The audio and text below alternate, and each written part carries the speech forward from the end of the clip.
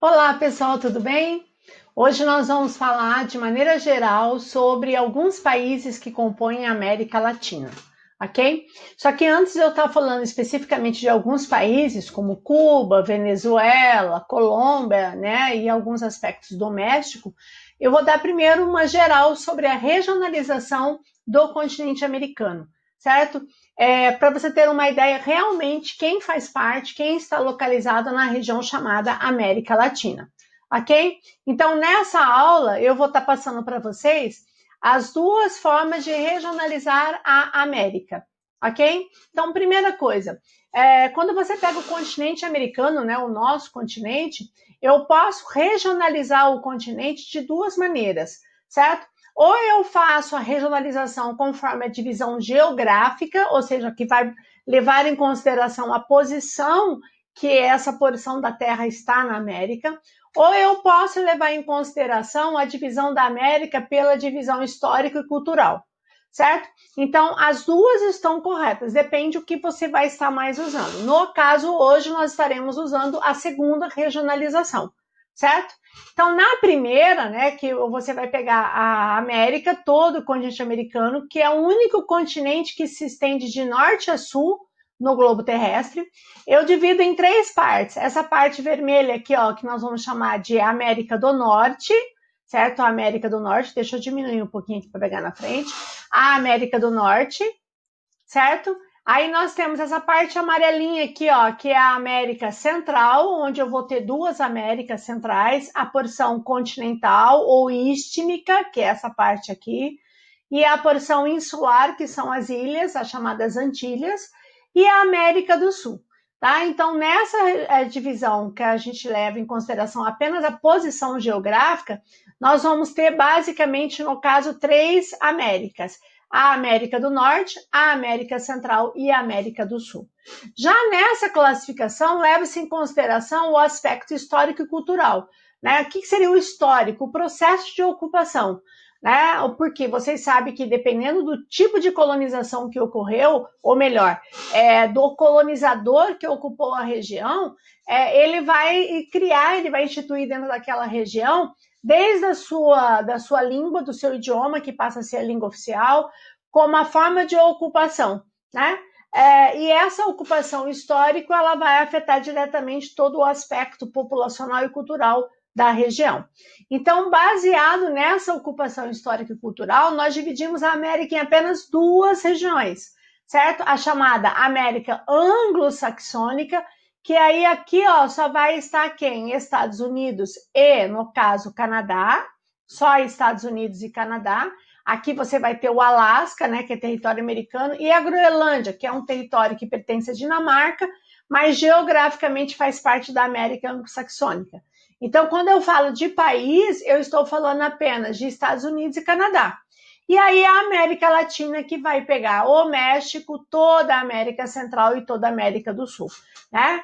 Que vai ser a região que vai ter o predomínio de colonização de origem latina, né? Que vai ser principalmente a colonização espanhola e depois, no caso, o Brasil, a portuguesa. Ok? Então perceba que, e muita gente erra aqui, tá? Porque muita gente, ó, primeiro que acha que México é América Central. Não, México é América do Norte, América do Norte, tá? Mas nessa caracterização aqui, ela faz parte da América Latina, ok? Bom, nesse mapinha aqui, que está já específico à América Latina, o que nós temos? Então, nós temos o México, certo? E aqui nós temos os países, né? Essa região aqui, ó, que é a América Central, essa é a parte insular, que estão as principais ilhas, não são só essas ilhas, lógico. Essa aqui são as chamadas Grandes Antilhas, que são as grandes ilhas. E aí nós temos as Pequenas Antilhas, onde você vai ter destaque para Cuba, né? Que é a principal das Antilhas, que a gente vai estar falando aqui especificamente sobre Cuba hoje. Tá? Aí nós temos o Haiti e República Dominicana nessa ilha, Porto Rico, que é uma possessão americana, tá? E a região da Jamaica. Aqui nós temos a América Central insular. E no caso, a América Central continental ou istmica, que é formada pelo Panamá, Costa Rica, Nicarágua, Honduras, Belize, El Salvador e Guatemala, tá? que seria basicamente a América Central continental. E a América do Sul, né, que essa aqui você tem que saber muito claramente na sua cabeça. Brasil, aí nós temos Uruguai, Paraguai e Argentina, que são chamados países platinos, tá? Bacia do Prata. Aí nós temos os países andinos, que é o Chile, Bolívia, Peru, Equador, Colômbia e Venezuela. E aí nós temos as Guianas, onde eu vou ter Guiana, Suriname e aqui a Guiana Francesa, tá? Então todos eles formam a América Latina. É lógico que quando você fala que é América Latina, como eu falei, porque teve colonização de origem latina, né, que vão trazer para a América o idioma de origem latina, que seriam quais? O espanhol, o português, o francês e o italiano.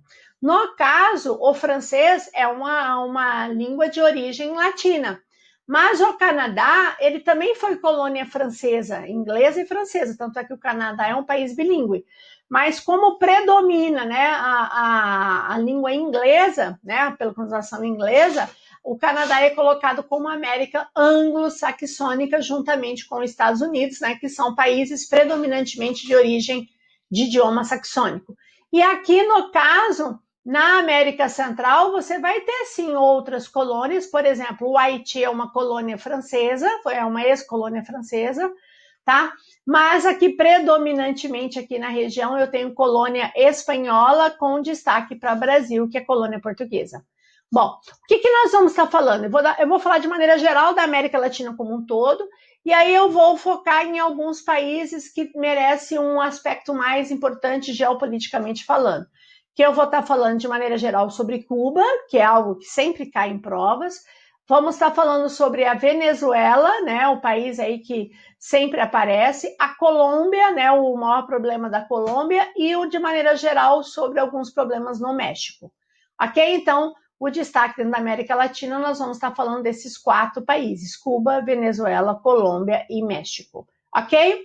Bom, de maneira geral, o que nós podemos falar sobre a América Latina, né? Então, primeiro, que todos os países latino-americanos, eles foram ex-colônias de exploração. Vocês sabem que nós temos a chamada colônia de exploração e colônia de povoamento. A de povoamento vai ser predominante nos Estados Unidos e Canadá, né, onde o colonizador ele foi morar, ele foi ocupar, né, povoar aquela região. Já a América Latina como um todo foi a colônia de exploração, tirando algumas áreas que tiveram características de povoamento, como algumas áreas da Argentina e do Uruguai. Mas, predominantemente, a América Latina foi colônia de exploração. E numa colônia de exploração, o próprio nome diz, o colonizador só chegava aqui para explorar as riquezas.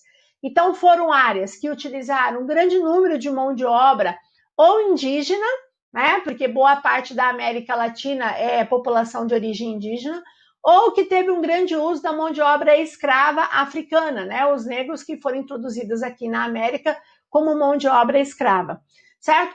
De maneira geral, são países que, por ter, né, todo esse processo de exploração na sua ocupação, eles são países subdesenvolvidos. Então, todos os países latinos são classificados como subdesenvolvidos.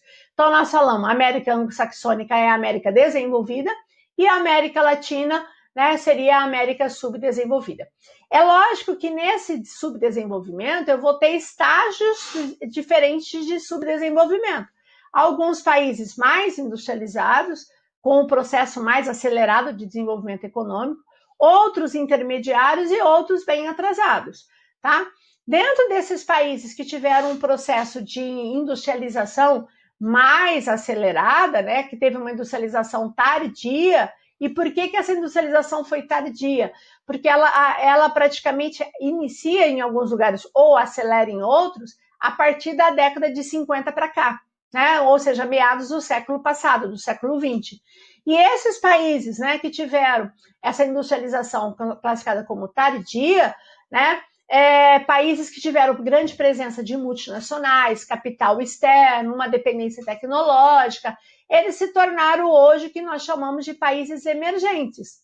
Né? Então, quem são os grandes emergentes da América Latina? Então, eu tenho o Brasil, a Argentina e o México. Alguns autores colocam o Chile também como novo emergente, mas ainda os 3 grandes emergentes é Brasil, Argentina e México, que são países que têm um processo de desenvolvimento econômico, de crescimento econômico melhor, mais acelerado do que outros, né? Então são chamados emergentes da América, Brasil, Argentina e México, ok?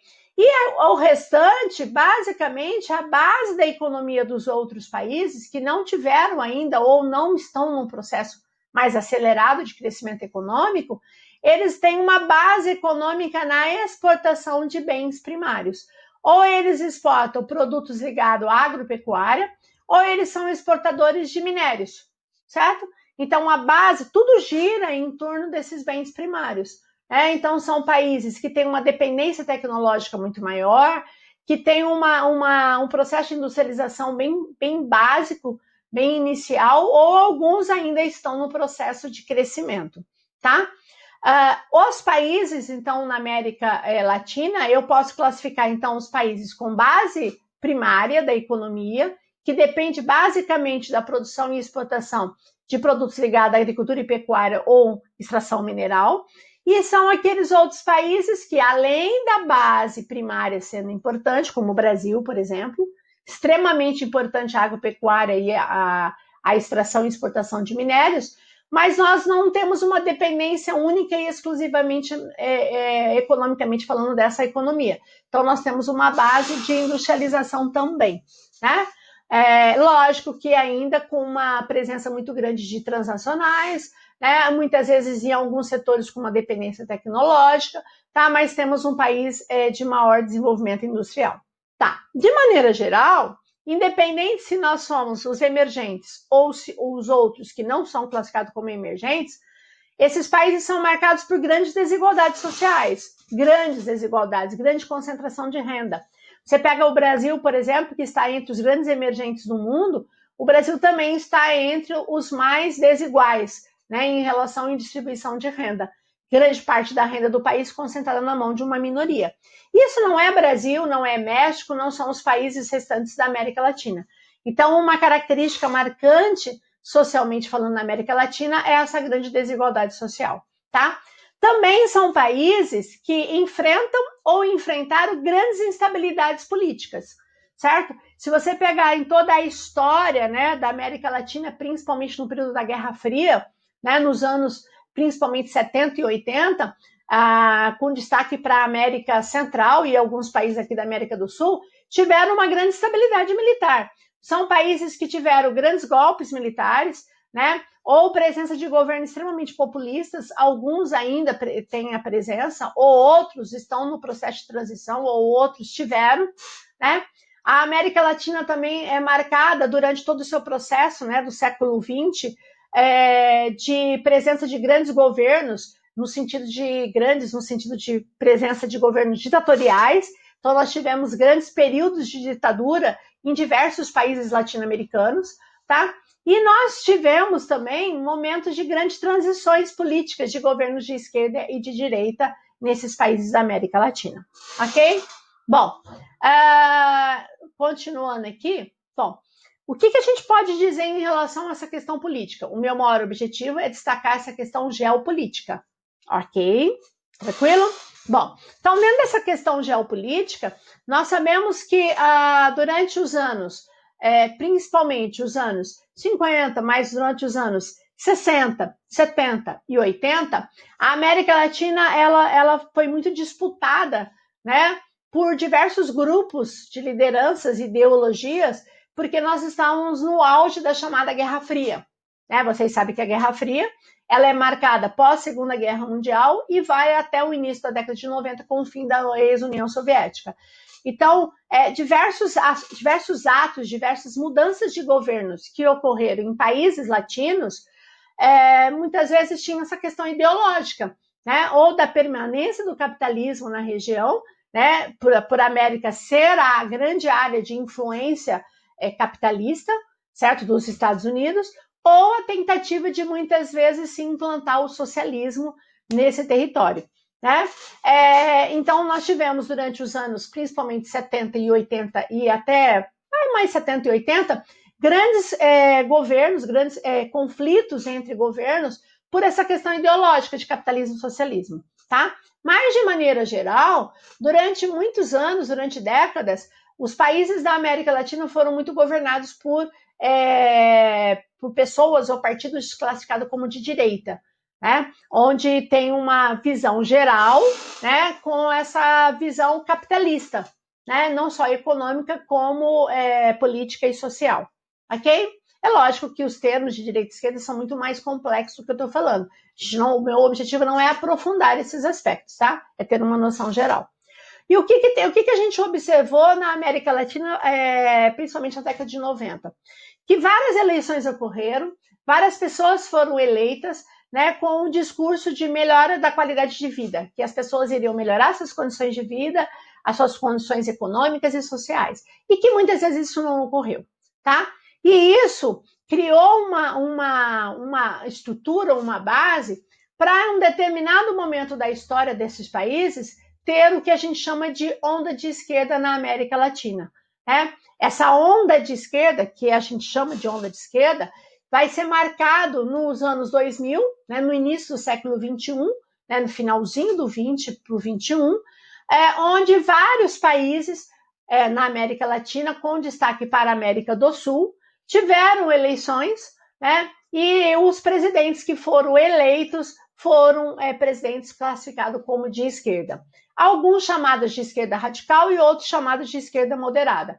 Basicamente, o que eu posso diferenciar? De bem genérico, né? O esquerda radical é aquela que tem uma visão mais ideológica, socialista, de implantar um socialismo naquele país, e o de esquerda moderada, com características de esquerda, política social, mas não se desprendeu economicamente do capitalismo, certo? Que países que vão dar continuidade ou que vão iniciar e vai dar continuidade a essa onda de esquerda na América Latina? Começa com a Venezuela, tá? Com a chegada em 99 de Hugo Chávez no poder, que vai ser a grande liderança de esquerda na América Latina, considerada esquerda radical. O Equador, com Rafael Correa, também considerado de esquerda radical. Chile, com a chegada e eleição de Michelle Bachelet, certo? Considerada esquerda moderada. Bolívia, Evo Morales, né, esquerda radical. Paraguai, em 2008, chega o Fernando Lugo, né, que sofreu um impeachment, não termina o seu mandato, mas era considerado de esquerda. A Argentina, com a família Kirchner, primeiro Néstor Kirchner, depois Cristina Kirchner. O Uruguai inicia com Tabaré Vázquez, depois vem também o José Mujica, certo? Que vai ser um país que vai durar um longo período de vários governos de eleição, reeleição de esquerda moderada. E o Brasil vem com o Lula, né, 8 anos do Lula, depois vem com a Dilma, até o impeachment da Dilma no segundo mandato dela, tá? Então, esses governos, independente se era moderado ou radical, eles vêm com uma proposta socioeconômica anti-neoliberal, ou seja, quando você fala em neoliberalismo, você vai lembrar de capitalismo, política defendida pelos Estados Unidos, de privatização, abertura da economia, entrada de capital externo e tal. Então, esses países têm uma visão muito contrária. É lógico que se ele for de esquerda radical, essa visão vai ser mais extrema, como a Venezuela, de romper com esse processo. Outras não, né? O de esquerda moderada, como por exemplo no Brasil, essa política neoliberal ela não deixou de ocorrer em vários momentos dos seus governos, né? Tem uma proposta de ter uma reforma de inclusão social para diminuir as desigualdades e valorização do salário mínimo, né? Então, toda essa proposta que esses governantes tiveram e foram eleitos para governar os seus países, eles ocorreram, alguns foram eleitos e reeleitos, ficaram um período muito maior do que um mandato, tá?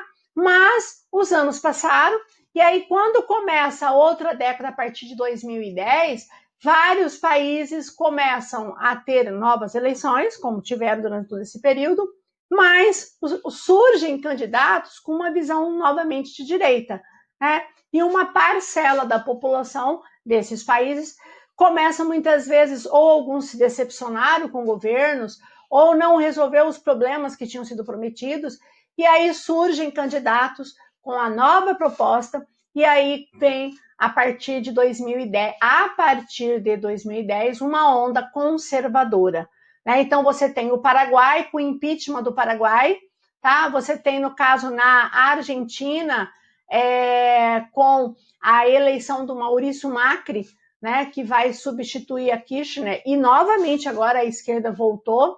No Brasil, a gente tem o impeachment da Dilma e a gente tem, no caso, o Michel Temer, e atualmente, né, o governo Jair Bolsonaro, e outros, como o Uruguai, que recentemente, um país que durante décadas foi governado por esquerda moderada, na última eleição a esquerda perdeu e um governo de direita assume o comando do Uruguai. Então, a gente tem a América Latina muito marcado por mudanças geopolíticas, né, de esquerda ou classificado como direita. De maneira geral, tá? Sem aprofundar ao pé da letra, né, o que seria isso. Dentro desse contexto, como eu falei, claro que cada país tem a sua história. Inclusive a Bolívia, tá? Tá numa instabilidade política muito grande. Vocês sabem que houve uma pressão e uma renúncia do Evo Morales. Já era para ter ocorrido eleições na Bolívia, mas a pandemia adiou esse processo, então a gente não sabe exatamente o que vai acontecer, quem vai realmente governar a Bolívia, se vai ser eleito alguém de esquerda ou de direita, né? Mas a gente está tendo, assim, mudanças. Então a gente teve uma grande onda de esquerda na América Latina que durou praticamente uma década, e agora a gente percebe que parece que esses países aqui, ó, desses países aqui que iniciaram essa onda de esquerda, quem ainda persiste é a Venezuela, aos trancos e barrancos, tá? A Argentina, que é a esquerda, voltou. A Bolívia está uma incógnita, mas basicamente Equador, Chile, Paraguai, Uruguai e Brasil hoje são governados por governos ou presidentes classificados como de direita, ok? Bom, dentro desse contexto, nós vamos falar um pouquinho agora de alguns conflitos e tensões na América Latina. Então, a gente vai começar falando por Cuba. É lógico que o meu objetivo não é contar todo o contexto histórico, porque se a gente for falar todo o contexto histórico desses países, a gente precisaria de mais que uma aula, tá? Então, eu vou pegar apenas os principais pontos para a gente chegar no que está hoje, ok? Bom, vocês sabem que Cuba foi uma colônia espanhola, né, com grande uso de mão de obra escrava, né? Aí você vê que você tem cubanos brancos e cubanos negros, né? Esses negros seriam descendentes dos escravos, certo? E em 1898, com a participação muito forte dos Estados Unidos, a ilha consegue a independência em relação à Espanha, tá? Mas essa independência política ocorre em relação à Espanha, ou seja, Cuba passa a se tornar um país independente, mas passa a sofrer um domínio econômico direto dos Estados Unidos em Cuba. Então, se você faz, basicamente, Cuba deixa de ser uma colônia espanhola e passa a sofrer toda uma influência e comando econômico dos Estados Unidos. Isso vai acontecer no final do século XIX até metade do século XX, quando ocorre em 1959, liderados por Fidel Castro, a chamada Revolução Cubana, certo? Detalhe importante, a Revolução Cubana, ela não surge, como muita gente imagina, com uma grande ideologia de esquerda, né? Na verdade, a Revolução Cubana era para tirar ou acabar, né? Ou pelo menos tentar reduzir ao máximo a influência dos Estados Unidos em Cuba, porque Cuba era quintal americano, era lugar de cassinos, era lugar de turismo, era um lugar de instalação de determinadas produções voltadas para os Estados Unidos. Então, essa revolução, ela vinha mais com essa visão nacionalista, né?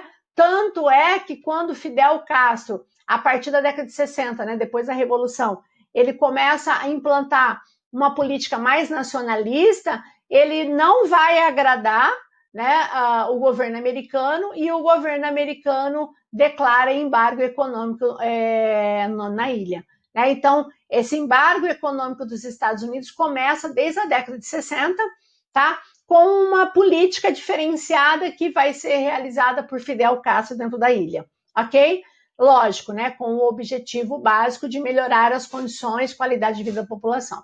O que vai acontecer? A partir do momento, né, que o embargo vai ocorrer de 61 para 62, né, tem vários contextos históricos da tentativa de ocupar a ilha pelos Estados Unidos e tal, que a gente não vai focar aqui, que não é o meu grande objetivo. O que acontece? Cuba vai se aproximar de quem? De União Soviética. E aí eu estou falando de década de 60, estou falando já no auge da Guerra Fria, né? E a partir do momento que Cuba se aproxima da União Soviética, e essa relação vai perdurar até o fim da União Soviética, a gente começa a colocar que o socialismo chega na América. Então passa a ser o único país na América, como um todo, a área de influência e domínio americano, né? Dentro da América, com uma influência direta da antiga União Soviética. Tá? Vários momentos, né, geopolíticos durante a Guerra Fria ocorreram aí em Cuba. Mas o que eu quero é trazer para o hoje, tá? Então, o que aconteceu? Durante os anos 60 até os anos 90, Cuba vai ter uma relação muito próxima com a União Soviética. Só que a União Soviética, desde 85, né, quando foi eleito o Mikhail Gorbachev e começou a fazer uma série de reformas no país, a potência começa a enfraquecer, né? E todo esse apoio econômico começa a afetar também aqueles países que tinham uma dependência muito direta da União Soviética, como no caso Cuba, tá? Na década de 90, começa a crise econômica bater, até mesmo porque essa ajuda financeira que vinha da União Soviética começa a diminuir ou ser cortada. 91, a União Soviética deixa de existir, e aí Cuba começa a passar por um processo desde os anos 80 para 90 de racionamento de produtos, né? Então a crise econômica vai bater.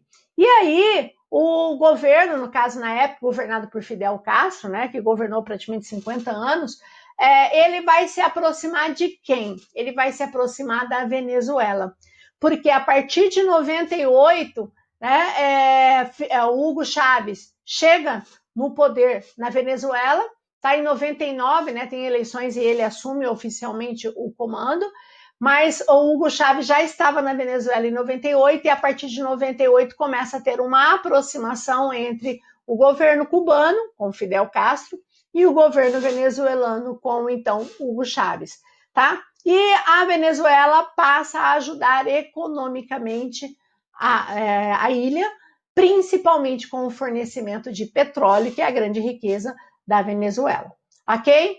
Bom, o que vai acontecer em decorrência disso? Durante todo esse período, desde 59 até 2006, quem governou, né, com uma política muito dura, muito fechada, foi Fidel Castro, mas quando inicia o século, né, século XXI, Fidel Castro estava bem doentado, né, com uma série de problemas de saúde, e aí ele passa de uma forma interina para o seu irmão, o governo, que depois assume oficialmente o governo de Cuba, né? Ou seja, o seu irmão chamado Raul Castro, tá? Que vai governar no início, né, de uma forma interina, depois oficial, de 2006 a 2018. Tá? O irmão do Fidel Castro, chamado Raul Castro. Então, se você for ver a família Castro, ela governou a ilha de 1959, quando teve a Revolução Cubana, até 2018. Décadas de comando da família Castro, tá? No período do governo, né, do Raul Castro, começa a ter algum processo de reforma, até mesmo porque Cuba estava muito enfraquecida, né, economicamente falando. Ela tinha uma necessidade de ampliar o seu mercado, de ampliar os produtos, da economia andar, porque você sabe que Cuba parou no tempo, praticamente, né? E aí o que acontece? Em 2010, no governo do Raul Castro, inicia um processo de reformas no país, tá, com parceria do setor privado, porque até então tudo era estatal. A partir de 2010, começa a criar possibilidades da iniciativa privada começar a atuar na economia cubana, ok? Mas o que vai marcar nos últimos anos vai ser 2014, 2015, vão ser 2 anos bem marcantes em relação a Cuba, porque em 2014 vai ter a aproximação dos Estados Unidos e Cuba. Cuba com Raul Castro, e Estados Unidos com Barack Obama, tá? Se você for ver aqui, inclusive, se você for ver os bastidores dessa aproximação, é muito interessante. Na verdade, assim, o que vai desencadear essa aproximação, por incrível que pareça, vai ser a história pessoal de um prisioneiro cubano, que era considerado um espião de Cuba dentro dos Estados Unidos, que é uma questão familiar, faz com que os governos começam a fazer pedidos, né, do governo cubano em relação ao americano, e vai indiretamente produzir uma aproximação do governo de Cuba com Raul Castro e o governo dos Estados Unidos com o Barack Obama. Algo histórico, né? Durante décadas, Cuba não tinha nenhuma relação comercial e muito menos uma relação política com o governo americano, certo? E isso começa a ser desenhado em 2014, em 2015, algo inédito, histórico, que foi a reabertura das embaixadas dos Estados Unidos em Havana e a reabertura da embaixada de Cuba em Washington. Isso foi histórico, né? Então todo mundo dizia que todo aquele ciclo, né, desde a década de 60 até agora, 2015 no caso, quem sabe estaria tendo uma nova relação entre Estados Unidos e Cuba, tá? Só que uma observação muito importante. Ocorreu uma aproximação, sim, entre Estados Unidos e Cuba, houve uma reabertura da embaixada, inclusive o Barack Obama visitou Cuba, certo? Mas, preste atenção, o embargo econômico ainda persistia, porque isso dependia da aprovação do Congresso americano. Então, houve aproximação, mas o embargo não deixou de ocorrer. Mas existia uma possibilidade, quem sabe, disso ser alterado. Aí o que aconteceu? Quando tudo estava caminhando, né, para você ter talvez até, né, uma redução ou um corte desse embargo, em 2016 chega um novo mandato, né? Foi eleito e em 2017 chega um novo governo nos Estados Unidos com a eleição do Donald Trump. A partir do momento que o Trump ele entra no poder, recuou totalmente a aproximação que tinha, né, entre os dois países, e as relações passaram a ser extremamente estremecidas, ok? Inclusive, eu não sei se vocês já ouviram, mas o governo Trump coloca Cuba como um dos países do mal, coloca Cuba como um dos países classificado como ações terroristas, certo?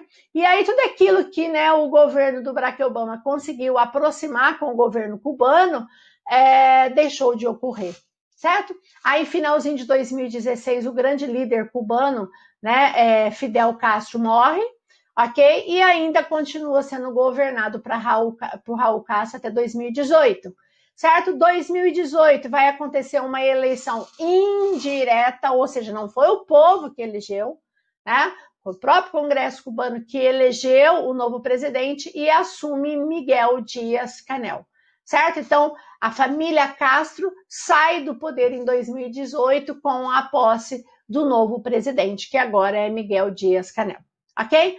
Ora, como está as relações, como estaria a relação entre Estados Unidos e Cuba hoje, 2020, né? Na verdade, o ano passado, 2019, foi feita uma nova Constituição em Cuba, tá? Uma nova Constituição. Essa nova Constituição dá a possibilidade da iniciativa privada atuar mais na economia cubana, porque é o grande objetivo, para ver se dá um up na economia, mas essa nova Constituição, né, que foi aprovada em 2019, ainda está muito preso à base socialista, a comando, a politicamente, dentro do país, ok? As relações em 2020 estão bem estremecidas entre Estados Unidos e Cuba, até mesmo porque houve um ataque na embaixada cubana nos Estados Unidos, e isso gerou uma discussão muito grande, certo? Então, infelizmente, aquilo que conseguiram depois de décadas de afastamento, a aproximação desses governos, no momento tem um afastamento do governo americano com o governo cubano. O que vai ocorrer? Temos que esperar o resultado das eleições nos Estados Unidos agora, em 2020, para ver, né, se vai ser reeleito ou se vai surgir um novo presidente e o desencadear dessa história. Ok? Então, Cuba de maneira geral. Bom, um outro país que nós temos que falar é em relação à Venezuela. Então, primeiro, agora nós vamos para países aqui da América do Sul. Bom, Venezuela, vocês sabem que a Venezuela tem toda uma base da economia em cima do petróleo. De maneira geral, é considerado como a maior reserva do mundo, reserva mesmo de petróleo, está na Venezuela. Só que o petróleo da Venezuela é um petróleo chamado pesado, né? Ele não para você utilizar, você tem vários processos de refino. Mas o petróleo, durante todo o período do governo de Hugo Chávez, foi o que praticamente financiou todas as reformas que Chávez fez. Porque é a base da economia, né? Vive da exportação de petróleo, certo? Só que o que acontece? Quando você tem um país que depende unicamente de um produto, como é o petróleo, você fica muito fragilizado, porque qualquer alteração no preço desse produto pode desencadear uma crise, que vai ser o que vai ocorrer a partir de 2012, quando o preço do barril do petróleo começa a despencar no mercado internacional e aí a crise econômica começa a abater.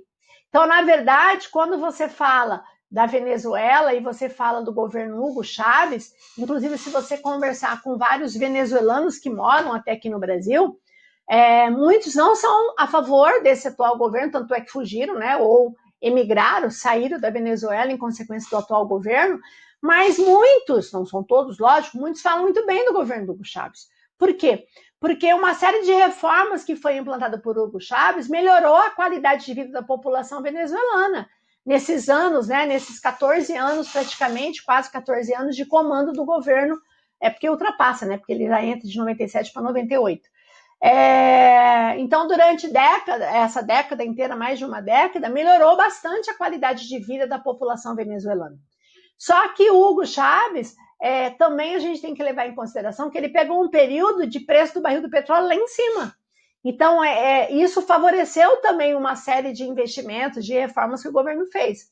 E o Nicolás Maduro, além dele não ser igual à política dele não ter o carisma que o Hugo Chávez tinha, né? O Nicolás Maduro levou o azar de pegar um momento que o preço do barril do petróleo também entrou em crise. Então, uma série de fatores vai fazer com que o Nicolás Maduro, apesar de ser o governo que daria sequência ao governo do Hugo Chávez, não teve o mesmo resultado. Pelo contrário, pior resultado. Ok? Então, Hugo Chávez, ele governa a Venezuela desde a primeira eleição que ele tomou posse em 99 até 2013, quando ele morreu em março de 2013, em consequência de um câncer, e ele morreu em Cuba. Ele estava fazendo tratamento em Cuba. Ele mexeu na Constituição para que ele pudesse ser candidato, ser eleito, reeleito, quantas vezes ele quisesse. O grande objetivo do Hugo Chávez era ficar pelo menos até 2021, certo? Tanto é que em 2013, quando ele morreu, ele tinha recém-iniciado o terceiro mandato dele, certo? Mas ele morreu em Cuba. Ele implantou a chamada Revolução Bolivariana, certo? Implantando no país o que ele intitulou de socialismo do século XXI. Ou seja, Hugo Chávez, ele vai ser o grande líder da onda de esquerda na América Latina e é considerado de esquerda radical, porque ele queria implantar o socialismo na Venezuela, só que um socialismo do século XXI, como ele dizia, né? Seria um novo socialismo, certo? Estatizou diversas empresas, os Estados Unidos passa a ser a grande oposição ao país, tá? Toda a política neoliberal defendida pelo capitalismo vai ser combatido, né? Então, aquilo coisa de privatizar, pelo contrário, a Venezuela vai estatizar, certo? Os Estados Unidos passa a ser o grande inimigo, o grande Satã, como ele chamava, né? O grande diabo, certo? Então, você vai ter toda uma política de esquerda no governo do Hugo Chávez, ok? Bom, só que o Hugo Chávez não esperava que ele ia ficar doente e ia morrer tão cedo, né? Porque o objetivo dele era ficar pelo menos até 2021. E ele fica doente e morre em março de 2013. O que acontece? Quando ele morreu, certo? Olha só, desculpa aqui que ficou faltando 13 aqui, tá? Ficou 2003, né? Perdão, 2013, ficou faltando um aqui. Ele morreu em março, na verdade ele morreu dia 5 de março, né? Teve todo aquele funeral, a população venezuelana, né, chavista, que idolatrava Hugo Chávez, né? Foi para as ruas, choraram, sofreram com a morte de Hugo Chávez, porque ele era bem populista, né? Lógico que já existia uma oposição crescente na Venezuela. Só que aí o que aconteceu? O Nicolás Maduro, ele era o vice do Hugo Chávez, nesse mandato que tinha recém-iniciado em janeiro de 2013. Só que a oposição não aceitou que ele permanecesse como vice, né, e se tornasse o presidente, e ocorreu uma pressão para ter uma nova eleição. Então, ocorreu uma nova eleição, preste atenção, Nicolás Maduro chega no poder com uma nova eleição, certo? Só que ocorreu praticamente um mês depois. Hugo Chávez morre em março e a eleição ocorre em abril. Tanto é que se você for ver as imagens da propaganda do Nicolás Maduro, os cartazes não tinham imagem do Nicolás Maduro, era a imagem do Hugo Chávez. Porque quando ele estava doente, ele disse num vídeo que se algo acontecesse com ele, o líder, né, quem deveria dar continuidade ao seu governo era o Nicolás Maduro. Então as pessoas votaram no Nicolás Maduro como se estivesse votando no Hugo Chávez, mas são totalmente diferentes, ok? Aí Nicolás Maduro assume o governo a partir de abril de 2013, tá? Ok? Só que aí ele já vai pegar, primeiro, uma oposição crescente, certo? Porque nos últimos anos do governo do Chávez a oposição tinha crescido muito, as vitórias dele, que muitas vezes eram contestadas, dizendo que foram fraudadas, cada vez o percentual de vitória dele era menor nas eleições, então a oposição estava ganhando terreno na Venezuela, certo? E o Nicolás Maduro, então, vai ter uma oposição mais fortalecida, tá? O que vai acontecer? Junto com esse crescente na oposição, no caso ao governo, vai ter o problema, como eu falei para vocês, da queda do preço do petróleo. Então você começa a ter uma oposição fortalecida e um problema econômico. Eu não tenho mais tanto dinheiro para bancar a economia, certo? Como o Hugo Chávez teve. E aí começa a bater as crises econômicas no país. Essa crise realmente econômica, ela vai estourar no país, principalmente em 2014, no ano seguinte, certo? Onde essa crise vai ser marcada por uma escassez de produtos, certo? Vão desaparecer diversos produtos. Perdão, aqui apertei e pulou. Diversos produtos, como desde medicamentos, higiene básica, tá? O aumento da violência foi crescente. Caracas, a capital, passa a ser considerada uma das cidades mais violentas do mundo, e as pessoas começam a sair, né, para protestar, ok? E todo esse protesto pedindo o quê? A renúncia do presidente ou que tivesse uma nova eleição, que isso não aconteceu, ok? Isso vai desencadear a crise dos refugiados, ok? Você vai ter uma quantidade de milhões de venezuelanos fugindo do seu país, certo? E indo para países vizinhos como a Colômbia. O Equador recebeu uma grande quantidade, até mesmo porque era grande aliado da Venezuela, tá? Peru e Brasil entrando por aqui, ó, né? Pelo Brasil aqui, entrando principalmente em relação ao estado de Roraima. Só um minutinho aqui, deixa eu só...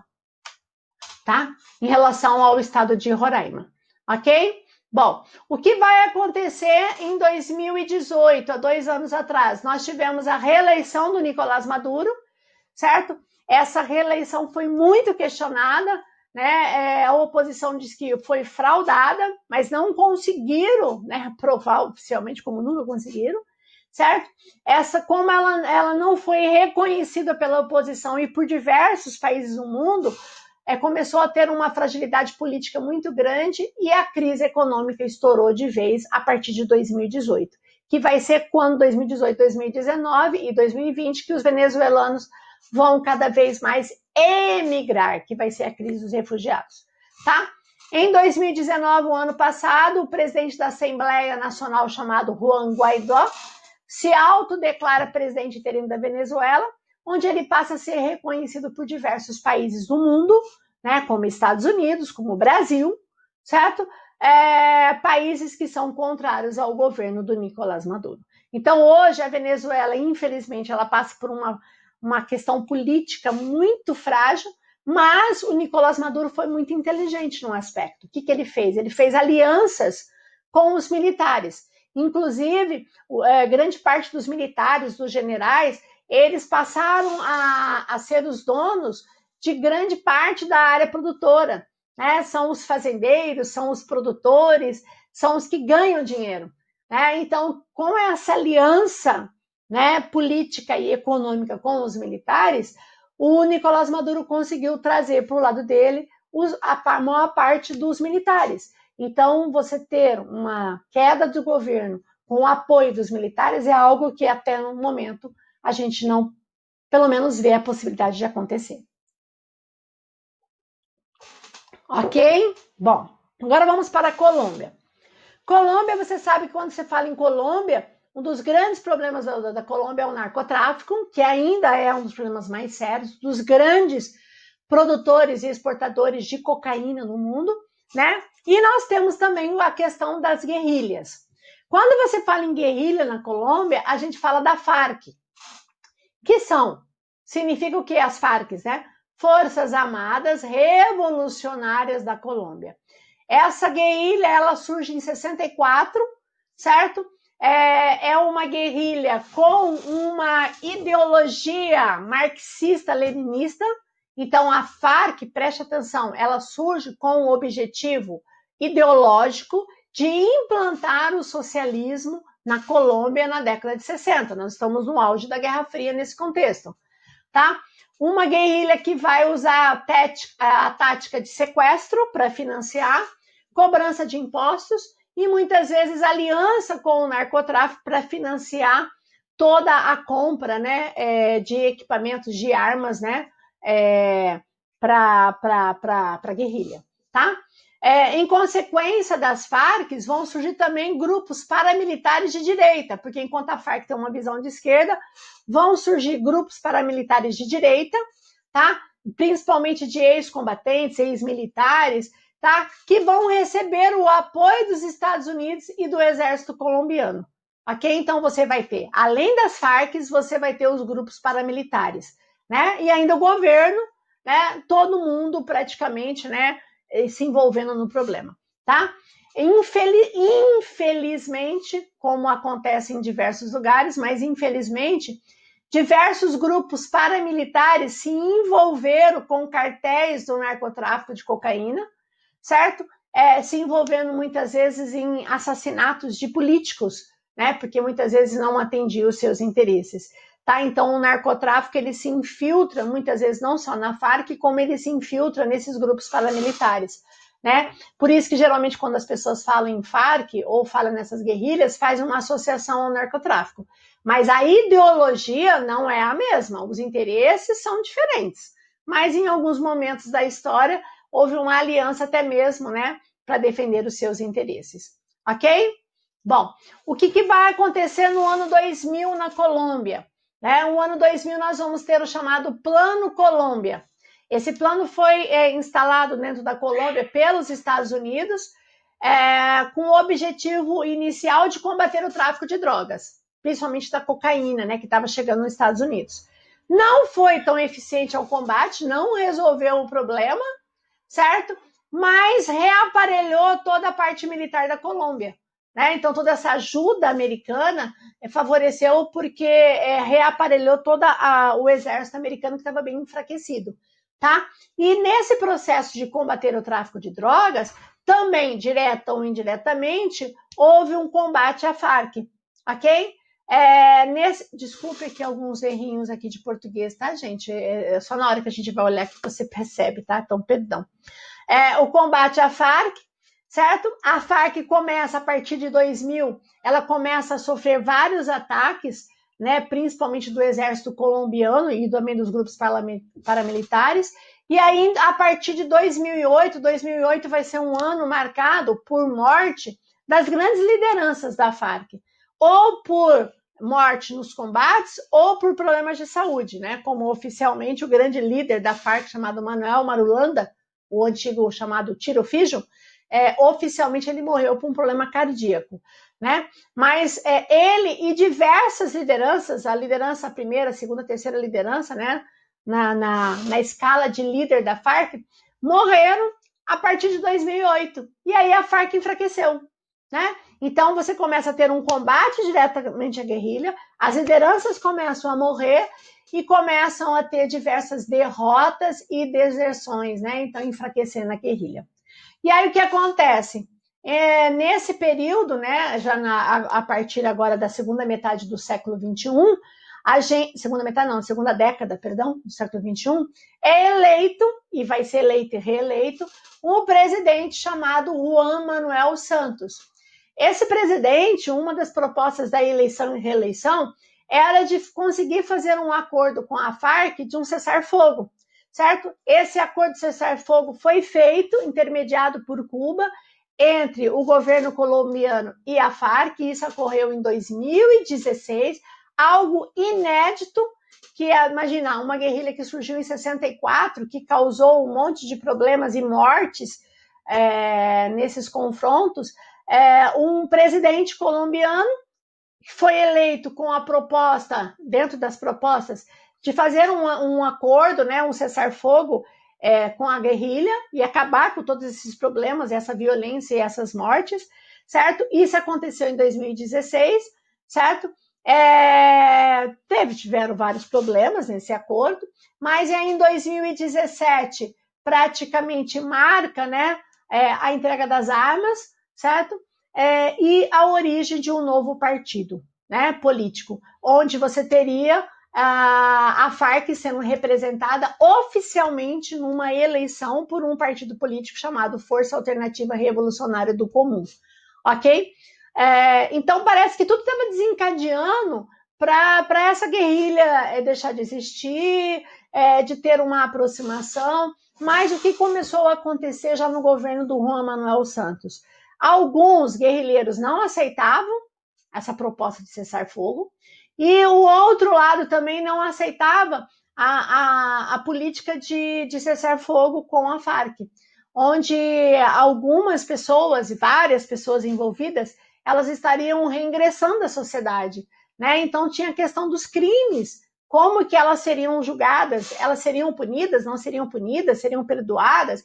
Isso começou a gerar uma discussão muito grande. Nesse processo teve eleições, e em 2018, há 2 anos atrás, foi eleito o chamado Ivan Duque, certo? O novo presidente, que era aliado do presidente que estava no governo antes do Juan Manuel Santos, tá? Chamado Álvaro Uribe. O Álvaro Uribe, ele nunca teve uma política de acordo, fazer nenhum acordo com as Farc, né? Mas aí o Juan Manuel Santos entra com essa política também, de tentar fazer um acordo de cessar-fogo. Isso é desenhado e é aceito e ocorre no governo dele, mas aí tem em 2018 uma mudança política, né? Ele não consegue eleger algo que desse continuidade ao seu governo, e quem assume o governo a partir de 2018 vai ser alguém aliado ao então ex-presidente Álvaro Uribe, né, que hoje é o chamado Ivan Duque. E esse novo presidente, ele não tem essa política de aproximação da Farc, certo? Aí o que vai acontecer entre 2019 e 2020, tá? Os conflitos retornaram, os guerrilheiros acusam o governo de aproveitar o cessar-fogo e a entrega das armas, o desarmamento, para matar, né? São acusados de dezenas e centenas de mortes de pessoas ligadas às Farc, certo? Aqueles guerrilheiros que não aceitavam o acordo começam a atuar novamente, fazendo sequestros, como até recentemente passou, né, uma reportagem de sequestro de brasileiros na região, certo? porque aí por meio desse sequestro você pressiona o governo e você consegue dinheiro, né? E infelizmente toda aquela instabilidade que existia entre várias regiões da Colômbia com as guerrilhas e a população e o governo, infelizmente voltou a ocorrer em 2019 e 2020. 2020 bastante marcado por muita gente sendo assassinada e tem acusações dos dois lados, tá? Então todo aquele plano de acordo de cessar-fogo e tal, que marcou 2016, 2017, praticamente está indo, né, para o ralo a partir de 2018, ok? E aí o último, para a gente finalizar, o México, que o destaque maior seria, primeiro, vocês sabem que o México é um país da América do Norte, América Latina e América do Norte, e ele faz parte, né, fazia parte do chamado ex-NAFTA, né, que é a área de livre comércio da América do Norte, que não se chama mais NAFTA, é chamado de UNSCA, né, Estados Unidos, México e Canadá, ou no espanhol a gente chama de TEMEC, né? O que seria o TEMEC? Tratado México, Estados Unidos e Canadá, tá? Então, se você ouvir falar TEMEC ou UNSCA, né, USMCA, Estados Unidos, México e Canadá, é um novo bloco econômico que substituiu o NAFTA, né? Feito pelo governo Donald Trump, ok? Bom, e dentro desse contexto, quando você fala México participando da economia da América do Norte, a gente tem que falar das chamadas indústrias maquiladoras, que é um dos grandes problemas do governo americano, né? Que o governo atual dos Estados Unidos, o Trump, não aceita essas empresas se instalarem em território mexicano, porque é livre comércio, né? Então, o que acontece? Essas grandes empresas, grandes multinacionais americanas ou de outros países, japonesas ou europeias, se instalam no México, tá? Utilizam todas as vantagens de redução de custo, desde matéria-prima, de incentivos do governo, mão de obra mais barata e tal, produzem diversos produtos, principalmente de montagem, reparo, produtos de produção de embalagens e tal, e mandam para os Estados Unidos o exportado, sem grandes cobranças de taxa, porque é livre circulação de mercadorias, certo? Então, eu produzo um determinado produto dentro do México e mando para o território americano, certo? Pô, a empresa está ganhando? Ok, bastante. Mas você está gerando emprego aonde? Para o mexicano. E aí o governo Trump não aceita isso porque fala que essas empresas têm que estar dentro do território americano para produzir, no caso, o emprego para a sua população. Então, é uma coisa que existe as indústrias maquiladoras, mas não atende à necessidade no momento política do governo americano. Ok? Bom, e ao mesmo tempo que você tem, né, no caso, esse bloco, que é de livre circulação de mercadorias, é apenas de mercadoria, não é livre circulação de pessoas. Então, vocês sabem que Estados Unidos, aqui, ó, tem uma grande fronteira com o México, são mais de 3 mil quilômetros de fronteira, onde parte dela é uma fronteira aqui, ó, no caso, pelo Rio Grande ou Rio Bravo, que muita gente tenta cruzar essa área de fronteira e acaba morrendo, né, no deslocamento por esse rio, não chama Rio Bravo à toa, né, ele tem uma corredeira muito forte, e em outros lugares a barreira é física, né, no caso, você não tem nenhum rio, nada que divide Estados Unidos e México, como tem essa figura aqui, né, e vocês sabem que o desejo do mexicano e diversos latinos é ir para os Estados Unidos, então é a saída dessa população indo em direção aos Estados Unidos, tá? É a área de passagem desses imigrantes, principalmente os ilegais, ok? E o que foi feito? Há muitos anos existe um controle nessa fronteira por cercas, né, de arames farpados ou de cercas mesmo, mecanismos eletrônicos que vigiam 24 horas, tem todo um patrulhamento constante para inibir ou impedir qualquer tipo de fluxo de pessoas, se entrar o cara volta ou ele é preso, né? Existem grupos paramilitares que ficam vigiando a fronteira para evitar que esses imigrantes entrem, inclusive diversos brasileiros, certo? Mas nem toda a fronteira tem esse muro.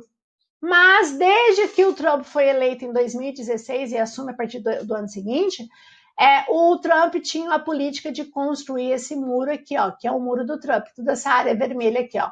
Um muro de mais de 3.145 quilômetros, certo? Que ele disse que esse muro seria bancado pelo governo mexicano, que até hoje não aconteceu, tá?